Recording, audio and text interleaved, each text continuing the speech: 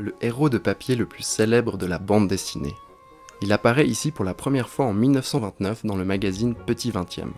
90 ans plus tard, Tintin surfe encore fringant avec 250 millions d'exemplaires vendus dans le monde et 24 albums traduits dans plus de 80 langues. Tintin, c'est encore une saga de l'aventure, c'est une saga de l'amitié, c'est des personnages intemporels, des caractères, le capitaine Haddock irascible, etc.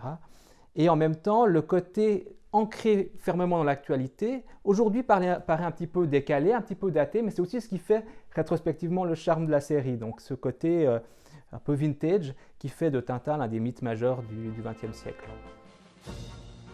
Un personnage de valeur donc, qui fédère les jeunes et les moins jeunes grâce au principe de bonté et de justice qu'il véhicule, et qui se vend toujours aussi bien. Les gamins s'identifient à Tintin, les gamines aussi du reste, et les parents aussi.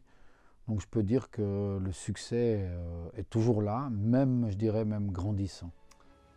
Une réussite difficilement quantifiable, mais qu'on estime à 4 millions d'exemplaires vendus par an. Au-delà de l'aspect financier, l'œuvre d'Hergé aura inspiré bon nombre de dessinateurs et permis à la BD de s'émanciper. Je pense que c'est la première bande dessinée européenne qui a donné des lettres de noblesse à la bande dessinée.